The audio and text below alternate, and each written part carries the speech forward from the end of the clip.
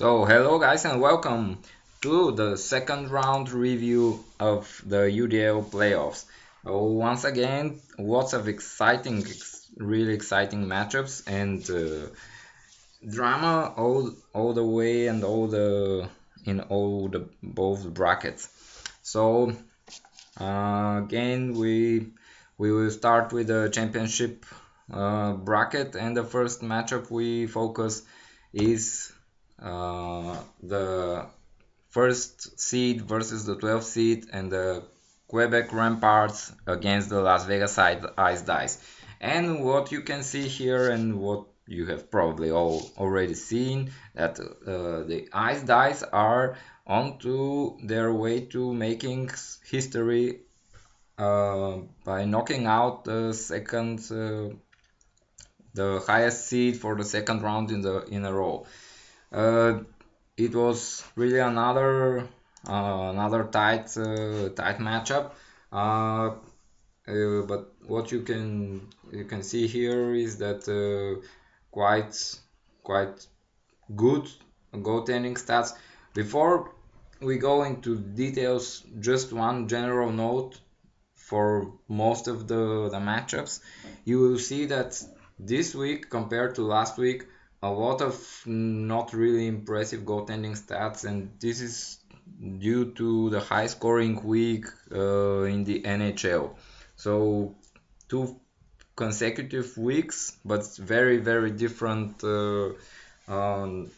number of goals per game scored in the NHL game. So you will see pretty unimpressive goalie ratio stats in all or most of the matches in the second round. Anyway, back to the our review here. You can see some categories very clearly won by the Quebec, but the Ice Dice had the important goals stats, and they managed to get some close categories like the shots on goal. How they, if you look at the day-by-day result balance, uh, Quebec had quite a healthy lead through Thursday, but then a huge Friday by the Ice Dice. So they managed to gain the lead and maintain it until the end of the week after Friday. So, and as far as the contributors go, big week for Zibanejad with 4 goals and 3 assists. Pretty bad face-offs, but still this didn't hurt the category. After I called them out last week, Backstrom and Kuznetsov are back in the driving seat for the Ice Dice. So they put up 7 points each, and Kuznetsov even missed a game on Sunday, I think. He was day to day. As far as the goaltending, just take a look at this. One shutout, so you would expect that this will result in good goalie ratios, but how about these pretty awful stats for the Quebec? So Vasilevsky really let the Ramparts down with his 2 games, 0 points, and unsightly ratios. So Martin Jones, not impressive in these stats, but three wins out of 3 games, pretty good. So congratulations to the Ice Dice, who proceed to the semifinals and make quite a run. What else to mention about this matchup before we go further? For the Ramparts, maybe some people who didn't show up, you can take a look at Sean Monahan, Giordano, or Yossi. So as really leaders on this team that didn't contribute as much. And what about the Ice Dice team? If you consider that this is a team who traded Erik Karlsson for futures at the deadline, consider what juggernaut we would have if Erik Karlsson was still on board for the Ice Dice. Anyway, they are doing fine as they are. On to the next matchup, which is the number 2 against the number 8 seed, and Sheffield against Odessa. Here is where my team really failed to overcome the Jackalopes in a close one. Uh, Congrats to Max. You can see here he has a nice round of skater stats that he managed to pull out. Pretty close ones, I would say, nearly across the board. Maybe the ones I managed to get more clearly are the points from the defensemen and the faceoffs, but Max really managed to pull out many of the close ones. You can see our goalie stats again pretty unimpressive, but we approximately evenly split. You can see on the day by day the J-Wops managed to control the matchup nearly throughout. The Saturday pushback by the Steelers was a bit deceptive because the number of games played on Saturday was heavily in favor of Sheffield, and on Sunday I had very few games left, so it's pretty, I would say, pretty fair result. You can see in the top contributors that the Steelers got nearly all of the contribution from the defense. Look at Eric Carlson that I just mentioned that I got from the Ice Guys. So he's quite impressive. Zadorov contributes offensively and 22 hits, which I think was tops during the week from all NHLers. Gostisbehere, pretty solid. Some other contributors that were good also. Buchnevich with 5 assists and 3 special team points, and Voracek with 2+2 and 13 shots on goal. But what did the Steelers was only the 2 games that Pittsburgh had on the calendar in the NHL. So and also Buffalo. So Ryan O'Reilly and Chris Letang couldn't really contribute. And Chris Russell from Edmonton, he was injured during the weekend, so he was missed in the block shots department. On the J-Wap side, you can see Vince Trocek, solid. And John Tavares, among others.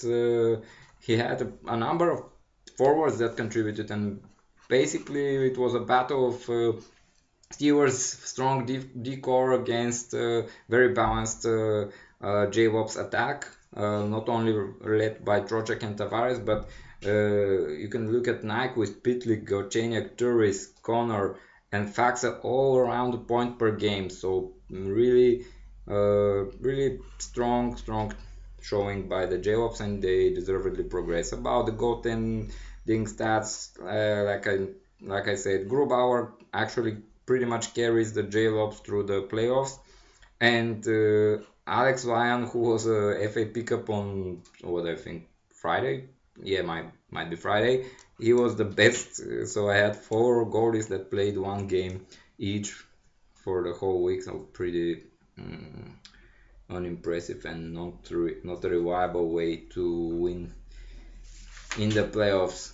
So that's it. That was actually the most one-sided result of all matchups, both in the championship and the consolation round.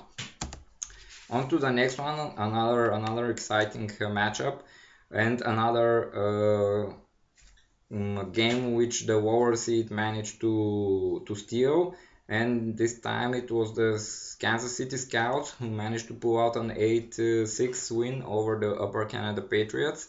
The Patriots, who were the dominating team of the first half of the regular season, somewhat ran out of gas down the stretch, and here it was, I would say, as an upset that you could have seen coming. Also, again, the pretty average goalie stats, some close categories. You can see here block shots, again pretty close. And at the end of the day, the Scouts managed to come on top. But you see here also this week I noticed that compared to last week, a lot more so to say, turnarounds in the score if you see it day by day. So the UCP managed to lead, then the Scouts led, then the UCP went back into the lead, and the Scouts managed to pull it out at the end. As far as the skaters, you can see here pretty impressive from Eric Hava for the Upper Canada Patriots with 4 goals in 4 games and impressive face-off percentage. And again, Tyson Barry is a force for the Scouts. Here you see nice contributions by Timo Meyer and Blake Weaver, who might be one of the most underrated assets both in the NHL and the fantasy hockey world. Braden Holtby, it's not really his best period, but still managed to pull out a win. And Pecorini is solid compared to all other goalies. You can see he's money in the bank. So the Scouts going forward, and before we review the final game of the championship bracket, just need to have a sip of water before it starts, because it's the jam. And what do you know? It's the Linköping against the Dubai Mighty Camels, and all the drama on the final day. All the drama was here in the face-off percentage department. Scott Darling managed to win a game for the Linköping, and really almost it was almost a sure thing that the Brad's team will be able to maintain. You can see that the Mighty Camels had a strong lead after Tuesday, and then Linköping started to fight back, and then even went into the lead on Saturday. And on the last day, the Mighty Camels fight back. What helped most? You need to look no further than Alex Pietrangelo. I would say that you will rarely find a single performance as dominant as his in a single week. 9 points from the defense, 15 shots on goal, 13 block shots. Really impressive. Evander Kane answered as much and as good as he could for the Linköping with 25 shots on goal and 4 goals. 25 shots on goal were the most by any player during the week. Pasternak is solid again, and Couturier continues his strong season, although this time only with assists and no goals. Pretty unimpressive save percentage, but still enough. What needs to be said here, and it's not seen on the slide, the face-off percentage category was won basically by Mark Scheifele's return on Sunday. So he came and he posted like something in the region of, I think, 70 or 60 something percent in the final game. So he basically single-handedly pushed the Mighty Camels over the top. And he's now back healthy. Also, the Clint is getting back Jack Eichel. So pretty formidable group, the Mighty Camels. And if they continue their strong play, hell, you don't know. Maybe they're again doing their thing. So, as heartbreaking as it was for Brad, he's the final top seed and division champ who is also out. So all division champs who had a bye in the first round are out of the playoffs. So which really could put some fuel to the discussion about if a first round bye is really a benefit, or if it's if it is even possible for a fantasy hockey team to be rusty, I don't know. So how does the bracket look like? You can see the results that we already went through. And the semifinals, the Mighty Camels are now the highest seed. So they face the Cinderella Ice Dice, and the Scouts and the J-Lopes face off in the other semifinals. So two division rivals here that go head to head. I think they are division rivals, or they aren't. Okay, I didn't check, but maybe I'm mistaken. Anyway, these are the semifinals, which run this week, and then we're on to the 2 week long final and third place match. So great matches again. Take a look now at the results from the consolation bracket. Just quickly to make some notes, the Hearst team managed to beat the number 7 seed Sparta Warriors by 8-6. You see, mostly they managed to secure most of the skater categories and the goalie points. Here you can see about in both matchups, in the consolation bracket, the goalie ratio stats were pretty much better, especially in this matchup, than the championship bracket, but so it is sometimes. The Lumberjacks go forwards to the final. The consolation bracket, as you know, finishes one period earlier, so we can all focus on the championship game in the last 2 weeks. So congrats to Kevin. The Agi's team goes to the third place matchup in the consolation bracket, and the other matchup, the Chilliwack Royals and the Kamloops Blazers. Kamloops manages to come on top at 8.5 to 5.5. Ooh, this turned out to be very difficult. This was a pretty tight affair right until the final day, when the Kamloops managed to pull ahead. They used a strong showing by Laine and Vince Dunn and Arturi Lekkonen. So pretty strong, but mostly their goalies. I think if you look at this stat line, the Royals would have won clearly near most other matchups, and instead they faced the Blazers, who have 10 goalie points, and if you didn't check it, I'm quite sure that you would not guess who is the goalie or who was the goalie tandem for the Blazers. It was actually Keith Kincaid and Curtis McElhaney.